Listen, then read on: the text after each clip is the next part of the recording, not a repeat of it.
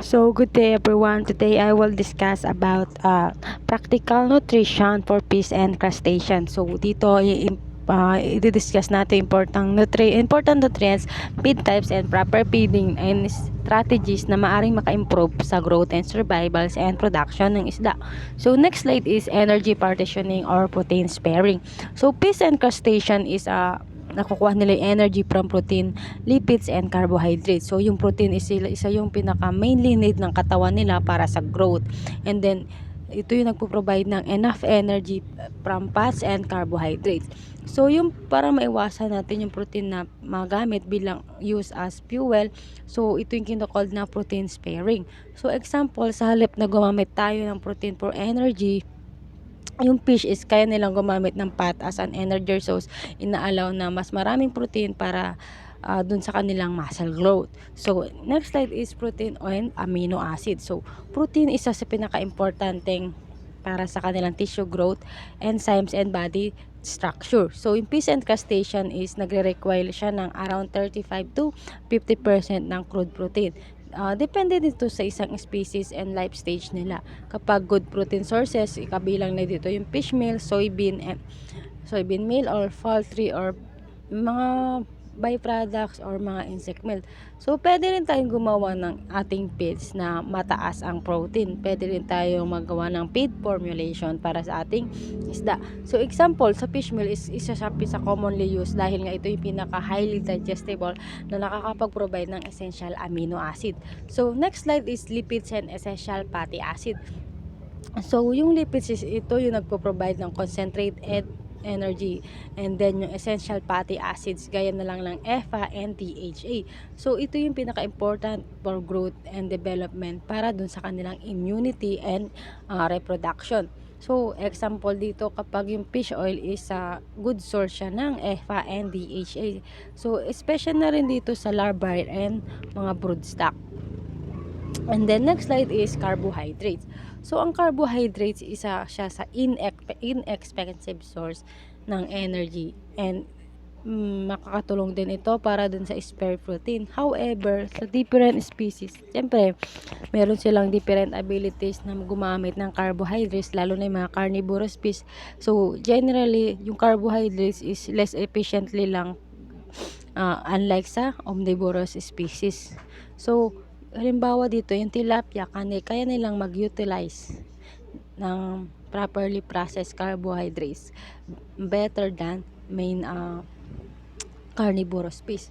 So, next slide is vitamins and minerals. So, ano nga ba ang vitamins and minerals? Ito yung need sa kahit small amounts lang para dun sa essential for health and growth and immunity and reproduction. Gaya na lang ng vitamins C and E and mga minerals such as calcium and phosphorus na isa sa pinakamahalagang vitamins para sa isda. Kasi ang calcium and phosphorus is nakaka-help para masuportahan yung bone formation ng isang isda and exoskeleton and ng mga crustaceans. So, next slide is fish and crustaceans. Ano nga ba yung life stage diets nila? So, meron silang different nutritional feeds, nakadepende yun sa kanilang life stage. So, sa larval, siyempre, kailangan nila lang highly digestible and nutrient-rich feeds. At sa mga juveniles naman, kailangan lang nila yung nutrients na pwede silang mapabilis lumaki, while yung broodstock naman kailangan nila ng nutrients na makakasupport sa kanilang reproduction and egg quality. So example, kapag ang feed is na-decide for adult fish, syempre mas malaki yun or unsuitable para sa mga small larvae. Dapat yung pinapakain natin is suitable para sa kanilang mga life stages. Kasi yung juvenile and larval, dapat pinapakailang natin sila ng mga live feed kasi nga yun yung may pinakamataas na protein. Ganon din sa mga broodstock, kailangan mo rin silang pakainin para sa kanilang better eggs. Hindi mo naman pwedeng pakainin yung larval and juvenile lang pellets agad kasi nga hindi pa nila yun madadigest. So next slide is feed types and manufacturing. So sa common feed forms, in-include o yung extruded feeds o yung mga pellet feeds and yung mga micro diets. So dito pwedeng ma-improve ng starch yung digestibility And yung pellet is for stability, habang yung microdias is useful siya para sa mga larvae. So kapag ang small larvae piece ay kailangan lang ng small particles dahil nga hindi nila kayang mag-consume ng normal size na pellets. So dapat pag magpapakain tayo is kaya nilang kainin kasi depende sa kanilang life stages para ma-consume lang nila yun sa kanilang digest and mabilis silang lumaki. So, next slide is feeding strategies.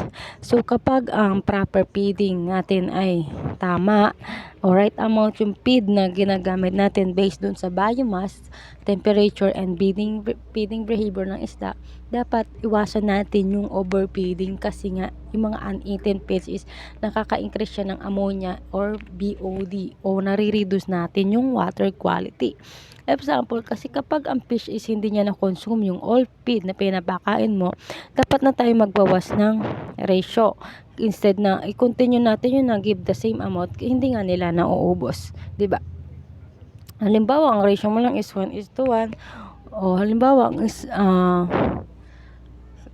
konti lang isda mo, dapat sakto lang din yung ipapakain natin para hindi maraming matirang feeds kasi nga magti-turn yun ng ammonia. So dun pa lang maapektuhan na yung water quality natin. So next slide is performance metrics. So para malaman natin ano nga ba yung breeding program na effective, kailangan natin mag-monitor ng FCR and SGR. Dito yung survival and reproductive performance. So yung feed conversion ratio, dito natin malalaman paano nga ba effective yung feed natin na ito yung nako-convert sa isda sa kanilang body weight. Kung alang grams yung pinapakain natin araw-araw. Example, kapag magbigay tayo ng 10 kilograms feeds and yung fish is nag-gain siya ng 5 kilograms sa FCR, ang FCR niya is 2 lang, this means yung take 2 kilograms ng feed, nakaka-produce siya ng 1 kilogram of weight gain. So, to conclude, ang proper nutrition is malaga for successful aquaculture. We need to provide right nutrients sa angkala ng feed type, amount, and feeding schedule according na din yun sa isang species or life stage nila. Kasi nga ang proper feeding, dito natin ma-improve yung growth and survival, production, and feed efficiency. And that's all for my presentation today. Thank you for listening.